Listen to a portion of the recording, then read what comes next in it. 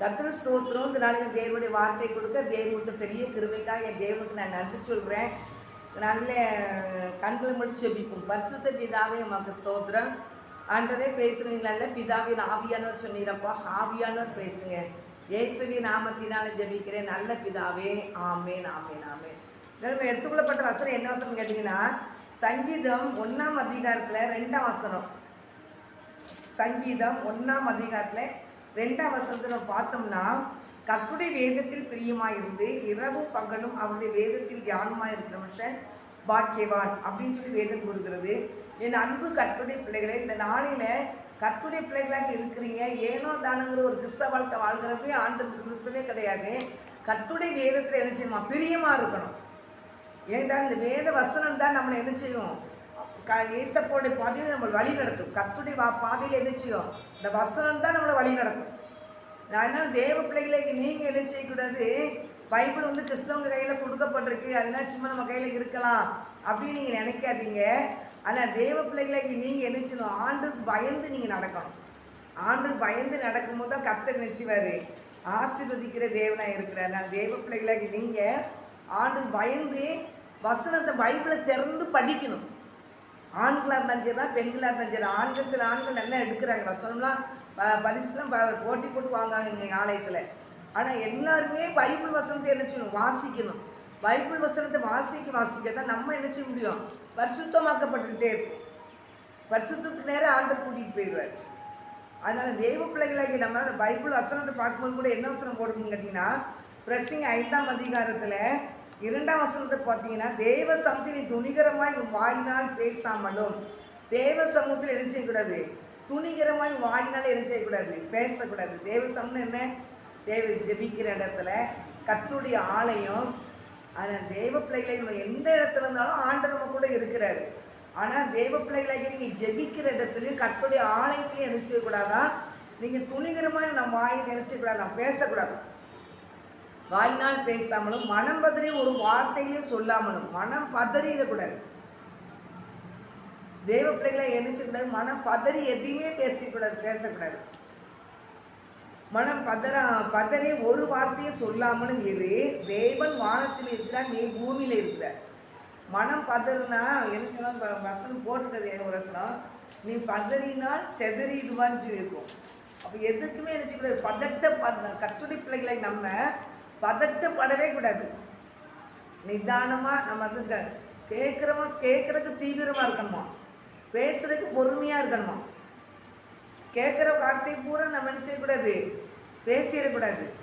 அதனால நீ பேசினா நல்லா இருக்கும், நல்லதா இல்லை இதனால பிரச்சனை வருமா, இல்லை நான் பேசுகிற வார்த்தைனால அடுத்தவங்க மனசு புண்படுமா, இல்லை யோசனை பண்ணி தான் நம்ம என்ன செய்யணும்? பேசணும். யாராக இருந்தாலும் கர்த்தருடைய பிள்ளைகள் அவசரப்பட்டு என்ன செஞ்சிடக்கூடாது? வார்த்தைகளே சிந்திடக்கூடாது. எல்லாம் சொல்லுவாங்க, நீ வார்த்தை சிந்திடாத, பாக்கியில் சிந்திட்டின்னு அது திறக்க முடியாதுன்னு சொல்லுவாங்க. ஆனால் எல்லா மக்களுக்கும் அந்த வார்த்தை என்ன செய்யணும்? ரொம்ப ஜாக்கிரதையாக இருக்கணும். வாய் வந்து நாக்கு வந்து எலும்பு இல்லாது, அது எதுனாலும் பேசிடும். நம்ம ரொம்ப ஜாக்கிரதையாக இருக்க வேண்டிய காலத்தில் இருக்கும். கர்த்தருடைய பிள்ளைகளை நீங்கள் வேதத்தில் பிரியமாக இருந்தீங்கன்னு வச்சுக்கோங்களேன், உங்களை யாரும் அசைக்க முடியாது. இந்த வேத வசனம் கூறுறது தாவீது கூட சொல்லுவார் ஒரு வசனத்தில், 16ஆம் அதிகாரம் 8ஆம் வசனம். சங்கீதம் 16:8, கர்த்தரை எனக்கு முன்பாக வைத்திருக்கிறேன், அவர் என் வலது பரிசத்தில் இருக்கிறபடினா நான் அசைக்கப்படுவதில்லை அப்படின்னு சொல்லி தாவீது ராஜா சொல்லுவார். தாவீது ராஜா எல்லாத்தையும் ருசிச்சு பார்த்தவர். அவர் எப்பவும் தேவனை துதித்துக்கிட்டே இருப்பார், தேவனை பாடிக்கொண்டே இருப்பார், ஆடி மேய்ப்பார், பாடல் படிச்சுக்கிட்டே இருப்பார். அதனால் அவருக்கு முன்னால் வந்த கரடியை அவருக்கு அடிச்சு கிழிச்சு கொண்டு போட்டுருவார்.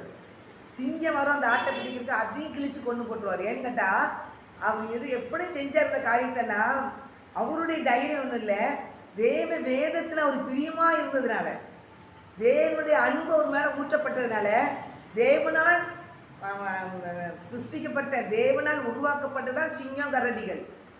அதனால் ஒரு மனிதனை கூட கிழிச்சு தூரம் போட்டுட்டார். ஆனால் தேவ பிள்ளைகளை நீங்கள் அவர் சமூகத்தில் இருக்கணும், வேதத்து மேலே பிரியமாக இருக்கணும். எப்போ சொல்கிறேன், நான் எக்காலத்தில் ஸ்தோத்திரிப்பேன், அவன் துதி எப்போதும் வாயில் இருக்கும். அப்போ எப்போது துதிக்கிற மனிதன் வந்து எதுக்கும் பயப்பட மாட்டான். ஏன்னு கேட்டிங்கன்னா, யோபேல் 2ஆம் அதிகாரம் 21 கூட ஒன்று போட்டிருக்கேன், இந்த ஜனத்தை எனக்குன்னு தெரிந்தெடுத்தேன், இவர்கள் என் துதியை சொல்லி வருவார்கள். அப்போ இவர் சொல்றாரு, எக்காலத்தை நான் ஸ்தோத்திரிப்பேன், அவர் துதி எப்போதும் வாயில இருக்கும். அப்போ கர்த்தருடைய பிள்ளைகளாக யாராக இருந்தாலும் துதிக்க துதிக்க துதிக்க துதிக்க துதிக்க தேவனுடைய ஆவியான நம்மளை நிரப்பிக்கிட்டே இருப்பார். அதுதான் வேதத்தில் பிரியமா இருக்கணும்னு அர்த்தம். வேதத்தில் நல்ல பிரியமா இருங்க. வேதத்தில் பிரியமா இருக்கும்போது கர்த்தர் மேல பிரியமா இருப்பார். அது வசனம் போட்டிருக்கிற வசனத்தை நீ மனம் பதறி ஒரு வார்த்தை சொல்லிடுறாங்க, தேவன் வானத்தில் இருக்கிறார், நீ பூமியில் இருக்கிறாய், ஆதான் உன் வார்த்தைகள் எப்படி இருக்கணுமா? சுருக்கமாக இருக்கணும். சிலவங்க பேசுனாங்கன்னா வாயை மூடவே மாட்டாங்க, அவங்க பார்த்தாலே ஓட்டமாக தான் இருக்கணும். ஒருத்தவங்க பேச ஆரம்பிச்சுட்டாங்க, அந்த நிற்க கூட நமக்கு பயமாக இருக்கும், வாயை மூடவே மாட்டாங்க, பேசிக்கிட்டே இருப்பாங்க. ஒரு அம்மா வருவாங்க, விசானம்மா கூட காலையில் வருவாங்க, அந்த எப்போது வருவாங்க, மாதத்துல ஒரு நேரம் 2 நேரம் சில நேரம் 3 நேரம் வந்துடுவாங்க. என்னென்னா யாரையாவது பற்றி பேசிக்கிட்டே இருப்பாங்க. எனக்கு வந்து அவங்ககிட்ட வந்து எனக்கு வந்து இது ரொம்ப நேரம் பேச பிடிக்காது அப்படின்னு சொல்லி நினச்சாலும் எனக்கு ரொம்ப யோசனை பண்ணிவிட்டு அப்படியே டக்குன்னு எழுச்சி அப்படியே கட் பண்ணிவிட்டு நான் மட்டும் வெளியே நான் வீட்டுக்குள்ள வேலை பார்த்துக்கிட்டே இருப்பேன். அப்புறம் வந்து சரி பண்ணி எனக்கு வேலை கிடக்கு பண்ணி ரொம்ப வேலை இருக்குது அப்படின்னு சொல்லி முடிச்சுட்டு எழுந்திரிச்சு போயிடுவாங்க. அப்படி பேசவே கூடாது யாரும். தேவையில்லாத வார்த்தை நமக்கு தேவையே இல்லை. அழப்பு வார்த்தை கர்த்தருக்கு அருவருப்பானது. கையில் ஒரு ஃபோனை கொடுத்துட்டாங்க சாசு, அந்த ஃபோனை வச்சுட்டு மணிக்கணக்காக பேசிக்கிட்டு இருக்காங்க. மணிக்கணக்காக பேச வேண்டிய வார்த்தை 2 வார்த்தையில் பேசிட்டு விடலாம். இதில் வசனம் தான் போட்டிருக்கு, 5ஆம் அதிகாரம் 2ஆம் வசனத்துல கடைசியில், ஆதலால் தேவன் வானத்தில் இருக்கிறார், நீ பூமியில் இருக்கிறார், உன் வார்த்தைகள் சுருக்கமாக இருக்கட்டும் தான் சொல்லியிருக்கார். ஒரே வார்த்தை 2 வார்த்தை 3 வார்த்தை, அதுக்கு மேலே வேண்டாம். யாராக இருந்தாலும் சரிதான். என்கிட்ட வாயின் வார்த்தைகள் நியாயத்திற்கு கணக்கு கொடுக்கணும். அது கர்த்தருடைய பிள்ளைகள் மறந்துட்டாங்களே. வாயின் வார்த்தை எப்படி இருக்கணுமா? நியாயத்திற்கு கணக்கு கொடுக்கணும். அதனால என்ன செய்யக்கூடாதுன்னா ரொம்ப வீணான வார்த்தைகள் அனுப்பக்கூடாது. நிறைய தெரிஞ்சது கூட அந்த வசனம் தெரிஞ்சிருந்தாலும் கூட அதை நினைச்ச மாட்டேங்க, கீழ்ப்படிய மாட்டேங்காங்களே. சாசு கீழ்ப்படி விட மாட்டேங்கானே. கர்த்தருடைய பிள்ளைகளை நீங்கள் ரொம்ப ஞானமாக இருக்கணும். கர்த்தருடைய கிறிஸ்தவ வாழ்க்கை வந்து இந்த உலகத்தில் ஏதோ பொங்கணும் ஆக்கணும் சாப்பிட்டோம் போகணும்னு இருக்காது. நம்ம வந்து பொங்கணும் ஆக்கணும் சாகணும் தேவனுடைய ராஜ்யத்துக்குள்ளே போயிடணும். இங்கே மறைச்சா ஏசப்பா ராஜ்யத்தில் என்ன சொல்லணும் திறக்கணும். அங்கே இலைப்பாத்தில் வச்சுருப்பாரு. நியாயத்திற்கு நல்லனைக்கு தான் எல்லாத்தையும் தட்டி எழுப்பி மகிமை பொருந்தி சரீரத்தை நம்மளுக்கு கொடுத்து நிப்பாட்டியிருப்பார். புதிய சரீரத்தை கொடுத்து அங்கே நியாயத்திற்கு நிப்பாட்டியிருப்பாங்க. அவன் எல்லாரும் அங்கே கூட்டி சேர்க்கப்படுவாங்க. வெள்ளாட்டையும் செம்மறியாட்டையும் கூட்டி சேர்த்தது போல வெவ்வேறாக பிரித்து கூட்டி சேர்த்து நியாயத்திற்கு நடக்கும்போது அப்போ ஆண்டு ஒன்றுனா கேட்பார். பசியாக இருந்தேன், எனக்கு நீங்கள் போச்சனை கொடுத்தீங்க. தாகமாக இருந்தேன், எனக்கு தாகத்துக்கு தண்ணீர் தந்தீங்க. வஸ்திரம் இல்லாமல் இருந்தேன், எனக்கு வஸ்திரம் கொடுத்தீங்க. இன்னும் வியாதியாக இருந்தேன், என்னை பார்க்க வந்தீங்க. சிறைச்சாலையில் இருந்தேன், என்னை பார்க்க வந்தீங்க. வியாதியாக இருந்தேன், என்னை விசாரிக்க வந்தீங்க. அப்படிலாம் சொல்லுவாங்க. ஆண்டவர் சிங்க நியாயத்திற்கு பண்ணிக்கு மத்திய என்ன எத்தனை அதிகாரம்? மத்திய 25 26 பார்ப்போம்.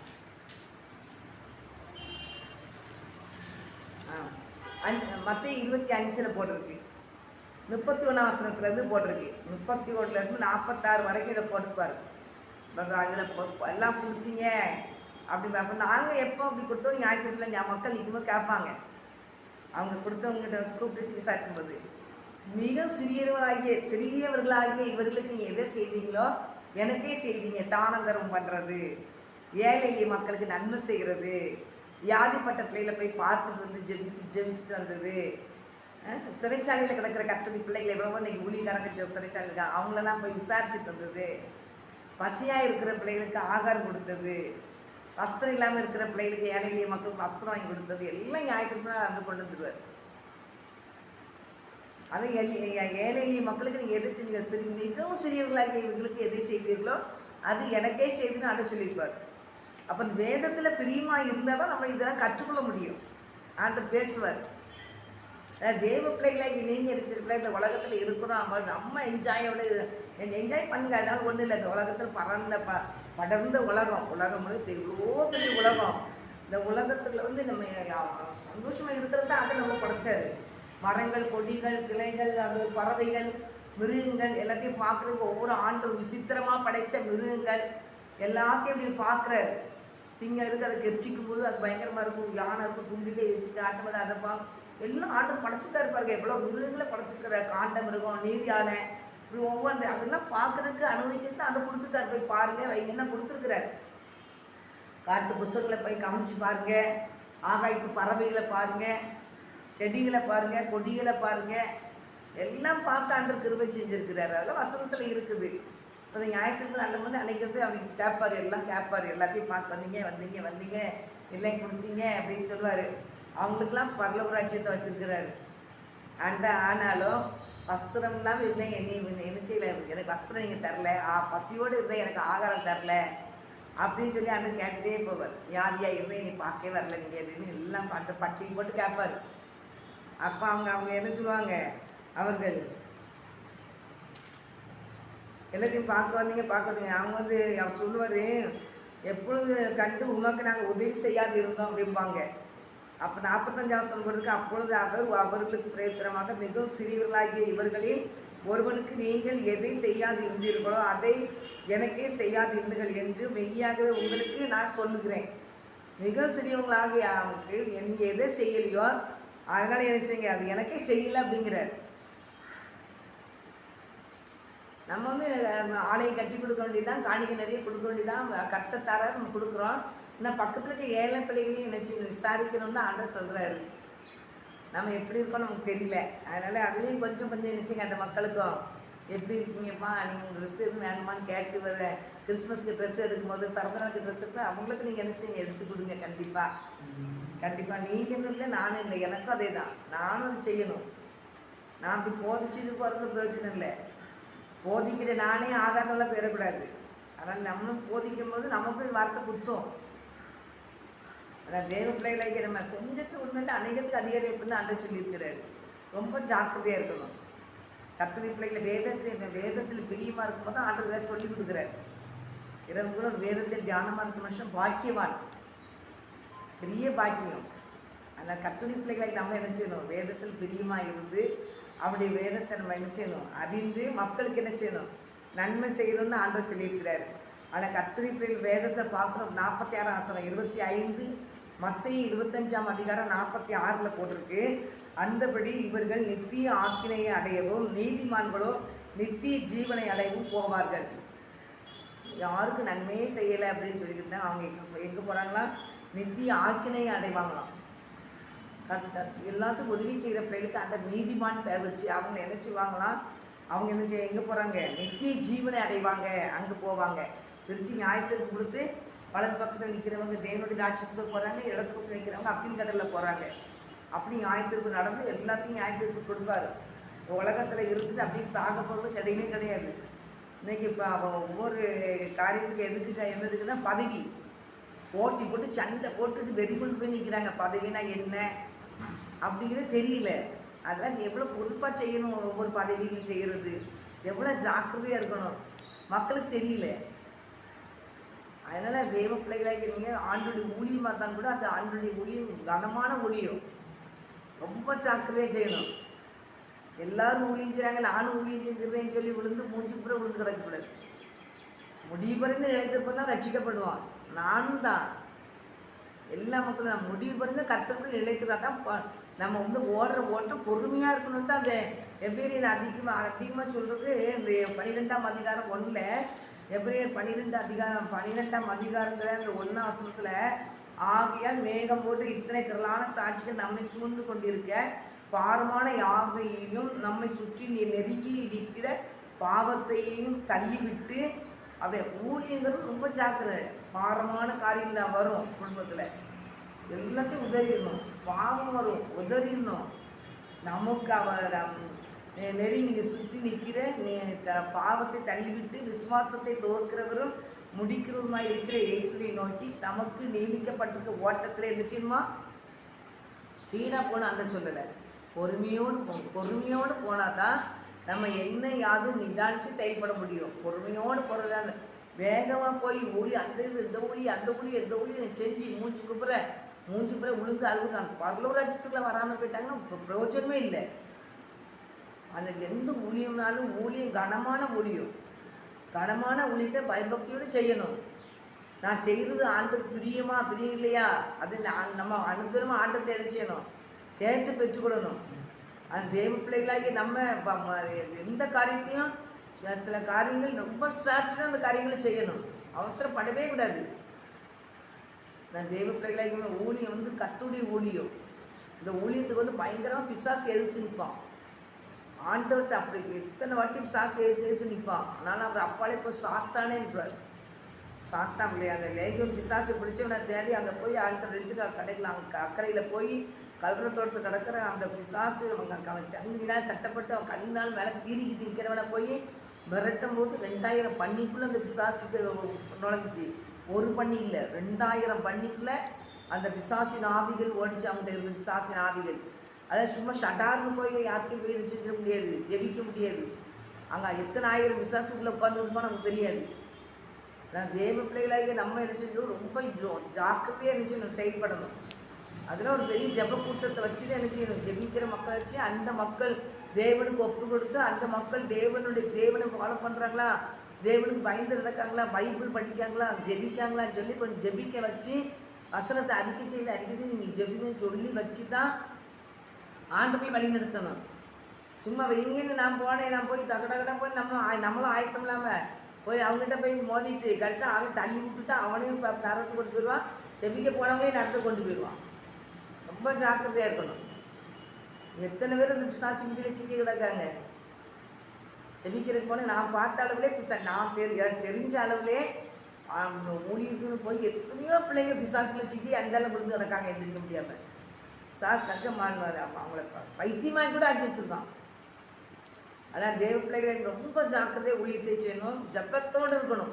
தேவ பிள்ளைகள் நல்லா ஜெபிக்கணும், ஊழியம் செய்கிற பிள்ளைங்கள் நல்லா ஜெபிக்கணும். அது மாத்திரம் இல்லை, அந்த ஜெபிக்கிற போகும்போது நம்ம தனியாக ஜெபம் பண்ணி இந்த கிளியில் அழித்து ஜெபம் பண்ணிவிட்டு அந்த பிசாசு அங்கே போய் நினைச்சணும் நிற்கணும். அவங்க எப்படி ஆண்டவர்கள் இருக்காங்கன்னு நம்ம பார்க்கணும். அதான் ஊழியம். அவசரப்பட்டு பொறுமை, நமக்கு நியமிக்கப்பட்ட ஓட்டத்தில் பொறுமையோடு போனால் தான் நம்ம நினைச்ச முடியும். கர்த்தருடைய ராஜ்யத்துக்குள்ளே போகிற பிள்ளைகள் நம்ம இருக்க முடியும். அவசரமே பண்ணுறக்கூடாது, எந்த காரியத்திலையும் நிதானமாக செயல்படணும். ஊழியத்தை செய்யும்போது நம்ம ஊழியத்தை தடுக்கிறதுக்கு நம்ம குடும்பத்துக்குள்ள நுழையணும்னு இருப்போம். பிசாசு வெறி கொண்டு போய் தான் அலைகிறான், அவன் வெறி பிடிச்சி போய் தான் அலைகிறான். அப்போ கர்த்தருடைய ஊழியத்தை செய்கிற பிள்ளைகள் இந்த வீட்டுக்குள்ளே போய் நினச்சிவான், கலக்கத்தை உண்டு பண்ணுவான். அப்புறம் ரொம்ப ஜாக்கிரதையாக இருக்கணும், ரொம்ப ஜாக்கிரதையாக தேவனுக்கு பயந்து நடக்கணும். தேவன் வானத்தில் இருக்கிறாங்க, பூமியில் இருக்கணும். நம்ம வாயின் வார்த்தைகள் என்ன செய்யணும், எல்லாத்துலேயும் சுருக்கமாக இருக்கணும், நிதானமாக செயல்படணும். பொறுமையோடு அந்த ஊழியங்களை என்ன செய்யணும். அவசரப்பட்டு எந்த ஊழியத்தை செய்து அவன் நம்மளை மூஞ்சி கூட தள்ளி விட்டு மேலே ஏறி அவன் போயிடக்கூடாது. அதான் கர்த்தருடைய பிள்ளைகளாக யாராக இருந்தாலும் சரிதான், ஊழியம் செய்கிற பிள்ளைகளாக இருந்தாலும் சரிதான், விசுவாசிகளாக இருந்தாலும் சரிதான், நம்ம எல்லாரும் யாருக்குரியவங்கன்னா பரலோகத்துக்குரியவங்க. ரொம்ப ஜாக்கிரதையாக இருக்கணும். நம்மளை தட்டி விட்டு நம்ம அக்னிக்குள்ளே கொண்டு போகிறதுக்கு அவன் முழு முயற்சி எடுப்பான். நான் ரொம்ப ஜாக்கிரதை, குடும்பத்து மேலே பயங்கரமாக கண்ணாக இருப்பான். ஜாக்கிரதையாக இருந்து ஆண்டு பயந்து தேவ சமூகத்தில் நீங்கள் அதிகமாக ஜெபிச்சாலே போதும், ஆண்டு ஆத்மாக்களை கொண்டு வருவார். உங்களுக்குன்னு ஆத்மா வேணும்னா கண்டிப்பாக தருவோம். நம்ம வைக்கிற வசனங்கள், நம்ம ஜெபிக்கிற ஜபங்கள் ஒரு நாள் வீண் போகாது. தேவனுக்காக ஓடுகிற காரியங்கள் ஒரு நாள் வீண் போகாது. ஆனால் தேவனுக்கு ஓடும்போது பயத்தோடு, நடுக்கத்தோடு, பரிசுத்தத்தோடு, தேவ சித்தத்தோடு நம்ம போகும்போது, பொறுமையோடு செயல்படும் போது கர்த்தர் பெரிய காரியங்கள் நம்மளை கொண்டு செய்வார். அப்படின்ற பாக்கியத்தையும் சாக்கியத்தையும் கர்த்தர் நமக்கு தருவார். வேதத்தில் பிரியமாக இருக்க, வேதத்தில் நீங்கள் பிரியமாக இருக்க. தேவன் வானத்தில் இருக்கிற, நம்ம பூமியில் இருக்கிறோம். வாயின் வார்த்தைகள் சுருக்கமாக இருக்கட்டும். தேவன் பயந்து நடப்போம். ஊழியங்கிறது பயமாக இருந்தாங்க, ஆண்டுக்கு பயந்து செய்யணும். ஊழியங்கிறது கனமானது. அந்த கனமான ஊழியத்தை ரொம்ப ஜாக்கிரதையாக செய்யணும். எவ்வளவோ பிரச்சனை வரும் ஊழியத்தில்னா, ஊழியத்தை பொறுப்பெடுத்துட்டோன்னா ரொம்ப தொட்டில் போட்டு ஆடுறதுல, ஊஞ்சல் போட்டு ஆடுறதுல பயங்கர பிரச்சனைகள் வரும். எந்த இடத்துலனாலும் அம்பு மேலே பாய்ச்சிட்டு தான் இருக்கும். அதனால் ஆண்டத்தை ஜோமணி போகும்போது நம்மளுக்கு அவர் கேடகமாக இருப்பார், மகாபெரிய பலனாக இருப்பார். கர்த்தர் பெரிய காரியங்களை செய்வார். அவர் நமக்கு கையுத்தம் பண்ணுவார். தேவ பிள்ளைகளை வேதத்தில் பிரியமாக இருக்கும். கர்த்தர்களை ஆசீர்வதிப்பார். ஆமென். இந்த அன்பு பரிசுத்த பிதாவே, இந்த வேலைக்காக நன்றிச்சிருக்கிற ஏசப்பா, இந்த நல்லை கொடுத்த நல்ல வார்த்தைக்காக நன்றிப்பா. தொடர்ந்து கர்த்தர் பொறுப்பெடுத்து நடத்துங்க. எல்லா பிள்ளைகளுக்கும் இந்த வசனங்கள் ஆசீர்வாதமாக இருக்க ஜெபிக்கிறேன். ஒவ்வொரு பிள்ளைகள் இருதயமும் என் கர்த்தருக்குள் ஸ்திரப்படட்டும் ஐயா. ஒவ்வொரு பிள்ளைகளுடைய இருதயமும் கர்த்தருக்குள் மகிழட்டும் ஐயா. கர்த்தாவே ஒவ்வொரு பிள்ளைகளும் தேவன் கரம் பிடிச்சி நடத்துங்க, முடிவு பரியந்தும் மரண பரியந்தும் பிள்ளைகள் உமக்கு முன்பாக ஆண்டவர் உண்மையாக இருக்க வேண்டுமா நான் ஜெபிக்கிறேன். அப்படியே கர்த்தர் செய்ய போகிற கிருபைக்காக ஸ்தோத்திரம் தாழ்த்துகிறேன், நெருமையாகிறேன். தேவன் நாம மகிமைப்படுத்தும் இயேசுவின் நாமத்தினால ஜெபிக்கிறேன் நல்ல பிதாவே, ஆமே. ஆத்துமாவே கர்த்தரை சோதரி, உங்களுடைய சாமத்தை சோதரி, என் ஆத்துமாவே கர்த்தரை சோதரி, கர்த்தர் செய்த சகல உபகாரங்களையும் மறவாதே. ஆமேன், ஆமேன், ஆமேன். கர்த்தர் ஆசீர்வதிப்பாராக. ஆமென்.